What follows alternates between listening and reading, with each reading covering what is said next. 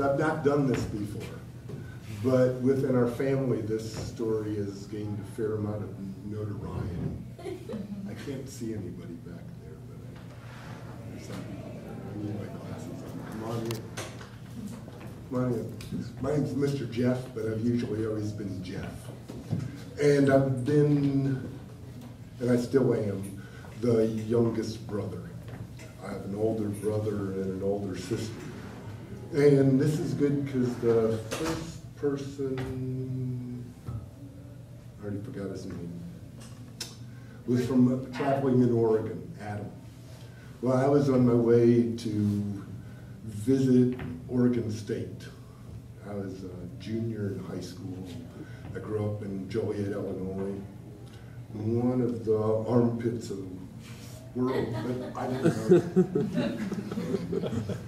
And I was mostly ready to get out of Joliet, Illinois, and I wanted to go to school where there was mountains and an ocean, and you didn't have to come home except for maybe at Christmas. And I wanted to study forestry. So all that worked out, but I had never been to Oregon ever. I'd been to Colorado once. My brother's 3 years older, so if I was a junior, that meant my birthday's in August, so I had probably just turned 16, maybe 17, someplace in there. And I'm fairly tall. And I'm slightly bigger than I was then, but I was a football player, wrestler. I mostly like to squish people and eat. Eating was certainly, this comes around to the eating part, because I like to eat. I came up with a family of eaters and cookers, and spent a lot of time in the kitchen cooking and eating. Anyway, back to the story before I run out of time. We were going on a hiking trip, my brother and I. So he was, if I was 16, he was like 20. And my parents, which were sort of scary now, but they're probably about the same age as I am right now. And I thought they were sort of weird, but they were coming along with us. So they had their two-person tent, and we had our tent. We were going up to the North Cascades, up to Lake Chelan, which is this area in sort of central Washington, big mountains, like 10, 11,000 foot mountains. But we were there in August, and it hadn't rained for like 3 months, so it was really dusty. Every time you'd take a step, you'd go poof, poof. And we're gonna be out for a week. And well, to get there, you have to get on the ferry. And Lake Chelan is like a 1/4 mile wide and 60 miles long. So you get at the ferry at one end, and you take it all the way up, and it's like a little mail boat, and it stops here, drops off mail and food, and drops there. So every like 20 minutes. Jen, have you been up to Lake Chelan ever? No, but I've heard Okay, stuff. it's apple country. Amazingly beautiful place. And so all the way up at the very end is this little tiny town called Stehekin. And that's where you hit the trail, and Stehekin has about a mile of road and like 2 vehicles. And it only gets busy when the ferry comes. So for that 45 minutes, that's their big moment to make money, and then the town folds up. So we got there and got our backpacks and everything. We were all excited and took off. The next day, it started raining. And so the whole week we were gone, it rained pretty much, which is more typical Oregon, Washington weather. And all that dust that was everywhere just turned to mud. And so my brother Ken and we went fishing. We brought these little sort of fishing poles, weenie things from Illinois. And the trout, I think, were famished in this lake. Like there was nothing for them to eat. So we'd like cast out there and we'd catch a trout immediately. They're small, about this big. And we caught like 20 trout, like in 45 minutes. It was amazing.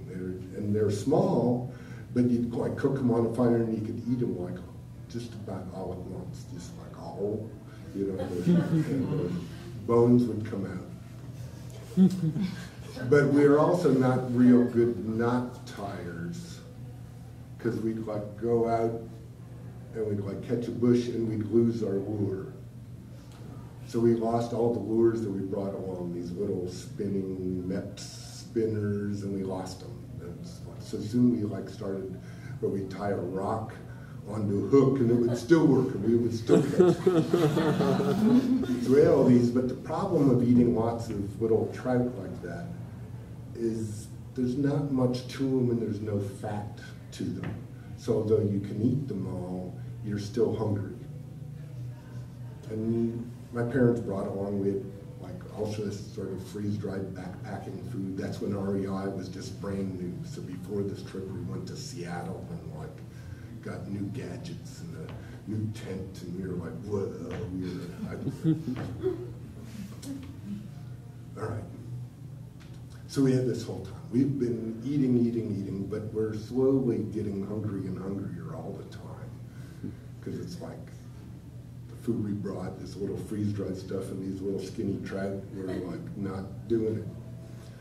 So we walk down, back to this little town, Stehekin, to catch the ferry to go back to where we left our car. So we get there, and we got there like 2 hours before the ferry. Way too early, like the town is nothing to do, and there's this one little restaurant that's open that has an all-you-could-eat buffet. And we said, this is great, we still have a couple hours, you know, the boat's not here yet, we could just hang out, we may as well, you know, eat. So and it was a deal, it was like $8. I don't even remember, because probably my parents paid for it, but it was like, great, we get to eat whatever we want, and so we ate. And then you eat some more. And then you sort of went back and sort of adjust and hang out and talk to each other and say, oh, I'm going to go eat some more. And well, the whole reason why this little restaurant with a buffet is there is to make money when the ferry boat comes up for all the people that are going to come there and have lunch. Well, they didn't plan on like a 17-year-old and a 20-year-old that were famished getting there, you know, an hour before the boat came. So we're actually putting a huge dent in their buffet. And finally, the like waitress came up to me and she said, if I gave you a pie, would you just stop? My brother and I looked at him and said, pie? Yeah, what kind of pie? We like pie. So it was great. She gave us a pie, and we said we'd stop eating if she just gave us a pie. That's probably it on that story. It